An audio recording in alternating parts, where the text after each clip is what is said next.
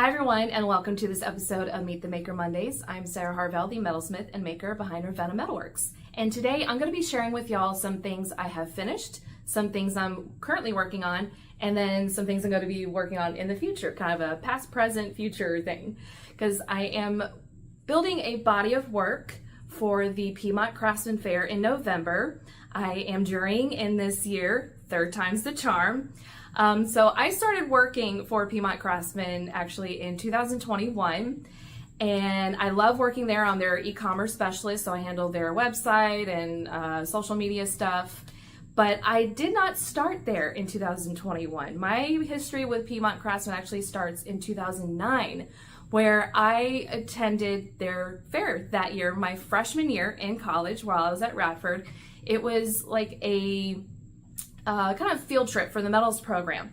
And I remember standing there amongst all the booths and the gorgeous fine craft and thinking, gosh, I hope one day I can have a booth here. So that one day is coming this year in November. So I am so excited. It is a full circle moment for me.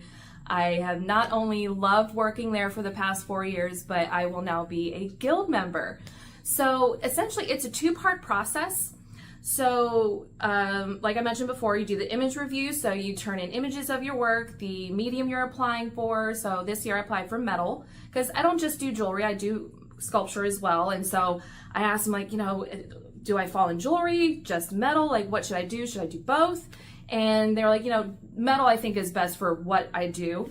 And so that's the category I applied for. And then in November at the fair is the object review.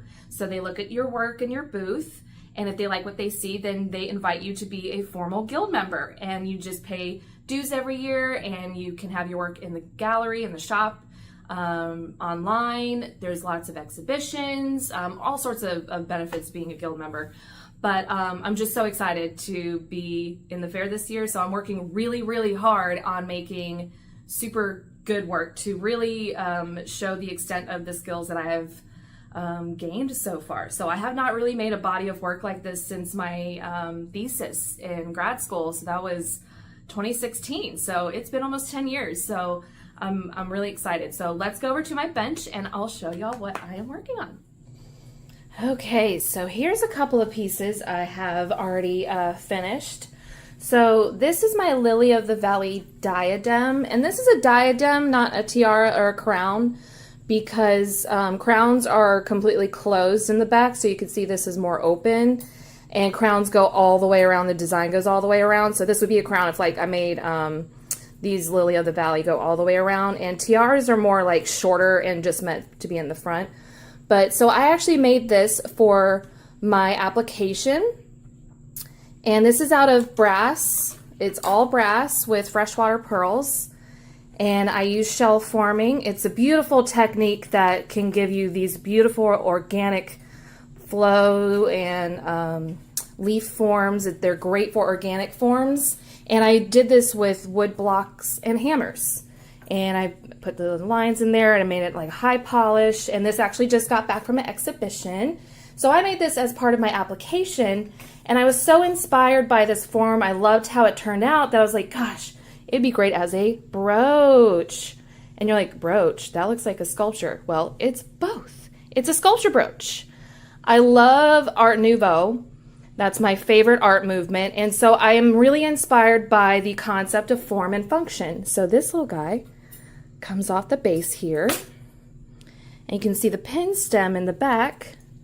And so that comes off, and then you can put it on a shirt or a jacket, lapel, and it fits beautifully. And so I just thought it'd be great, kind of like you just plucked a flower and put it on your lapel. And it sits really nicely in there, and it doesn't even look that bad when with it, just by itself on the base right there. So you can see there's a tube that I put down in there. I actually soldered the leaf to the tube, and so that fits down in there very nicely, just fits right there. And I use, this is actually, hopefully you can see it, showing the light, there we go, you can see it better. So this is velvet contact paper. I didn't know they make that. I was looking for stuff for bases for my sculptures, and this stuff is great. So that's a really nice because I don't have to use glue. I just, cut out the circle and put it right on there. And this is a wood base. I painted acrylic black, and I had some bases that were more square or cubes, and I went with the half sphere because I think it looks a lot nicer. So those are my Lily of the Valley sculptures that I have already finished. And so now we're going to move on to what I am currently working on. Okay, so this is another form and function sculpture situation that I'm working on. So this is inspired by peacock feathers, and I've always loved peacock feathers ever since I was a little girl. I remember I went into a flower shop with my mom, and I was just so enthralled by the peacock feathers behind the counter that the lady behind the counter was nice enough to give me one. This is not that peacock feather. That peacock feather did not last over the years because I had it when I was 7. But I just always loved the colors and the eye and just how they move. And so I thought I would love to make a sculpture to kind of honor that. And so this is what I have so far. And you're like, what is that sawn out right there? That looks weird. Well, it's because the eye section right here is going to be a brooch pendant situation. And so I just slip it in here.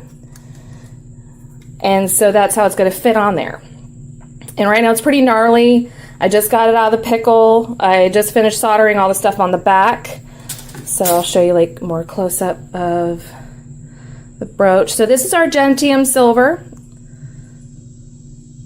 on brass, and it looks like copper right now because brass turns copper or has like a copper plating on top of it, but once you sand it like this, because this looked copper when I got it out of the pickle, but now it's that nice golden brassy color. It just takes a little bit of light sanding. So this is fresh out of the pickle. And you're like, what is that little hole in the back? Well, I like to put decoration on the back because my professor in college told me this is a 3-dimensional piece, so make sure you decorate the back. So I sawed out a little peacock feather on the back and a little hole that you can see through the stone or through to the stone. It's going to be a very opaque stone, and it's also good for getting your stone unstuck when you're trying to set it or fit it.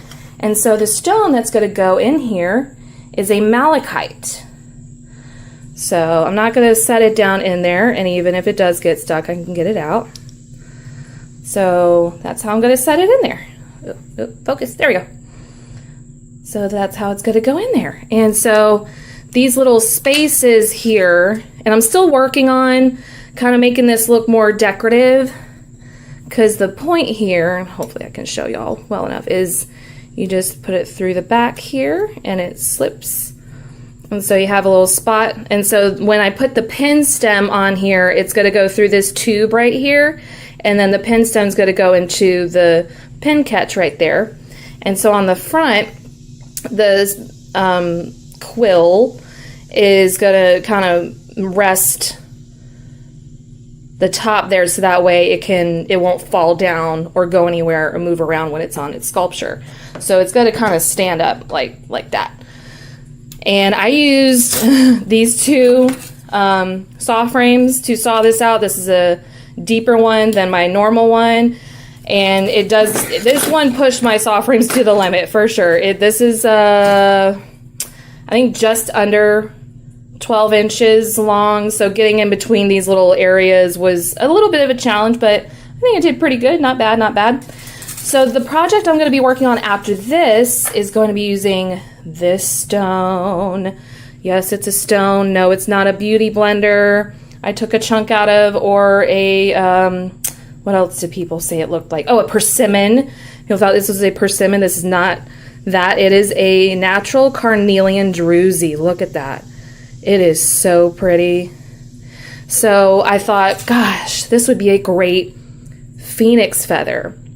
So I'm going to essentially mimic this same design, but this center part here I'm going to have go up more like a flame, and then same brooch, removable brooch idea, but on the back I'm going to saw out a little flame, and it's going to represent a phoenix feather, kind of a phoenix rising from the ashes situation. But yeah, I scoured Etsy looking for this druzy, and I found the perfect one, and it is gorgeous. I cannot wait to work on this one. So yeah, that is what I'm currently working on. Hi everyone, thank you so much for joining me on this episode of Meet the Maker Mondays. I am Sarah Harvell, the metalsmith and maker behind Ravenna Metalworks. If you're on YouTube, subscribe to the channel, and if you're on social, like, follow, and share.